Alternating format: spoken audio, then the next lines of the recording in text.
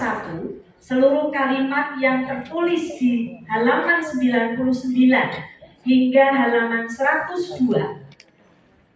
Apakah disetujui dan Bapak? Setuju.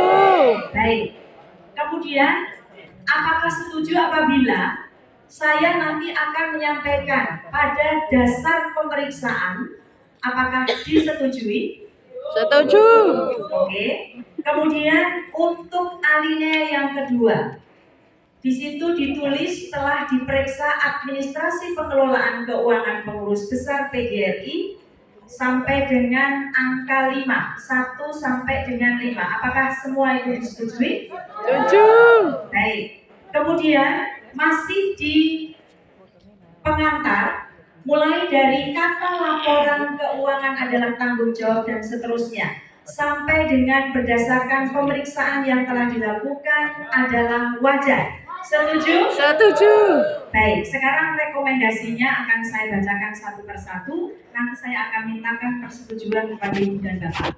Yang pertama, penyajian administrasi dan pengelolaan keuangan sudah baik, tetapi perlu ditingkatkan kualitasnya dengan mengacu pada pedoman tarif dan standar operating procedure atau SOP keuangan PBPGRI.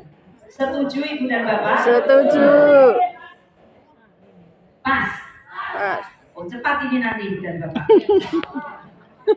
Nomor 2, untuk meningkatkan akurasi data anggota, diperlukan updating data anggota di semua tingkatan dan tata kelola digitalisasi anggota. Setuju. Setuju Ibu dan Bapak? Setuju. Ya, bahwa yang namanya anggota itu perlu memang selalu diupdate. Bahkan seharusnya setiap kita membayar iuran ke PGRI pusat atau PBPGRI, itu datanya memang harus selalu kita update. Karena selalu ada yang pensiun, mungkin ada yang pindah, lalu ada anggota baru. Baik. Nomor 3, perlu peningkatan efektivitas tugas task force melalui koordinasi dan sosialisasi dengan provinsi atau kabupaten kota secara periodik, terutama dalam meningkatkan efektivitas iuran dan strategi pelunasan piutang. Apakah disetujui Bu dan Bapak? Baik, nomor 4. Penerimaan iuran anggota yang tidak beridentitas agar bisa ditelusuri dengan melibatkan bendahara PGRI provinsi dan kabupaten kota. Mungkin ini perlu saya terangkan terlebih dahulu Ibu dan Bapak, ya, bahwa penerimaan iuran anggota yang masuk ke PBPGRI itu ada sebagian yang tidak beridentitas. Tetapi seluruhnya memang masuk dan angkanya jelas, terdata dan tertulis di PBPGRI. Nah, di sini kemudian pemeriksa keuangan merekomendasikan agar yang tidak beridentitas itu bisa ditelusuri dengan melibatkan bendahara PGRI provinsi dan kabupaten kota.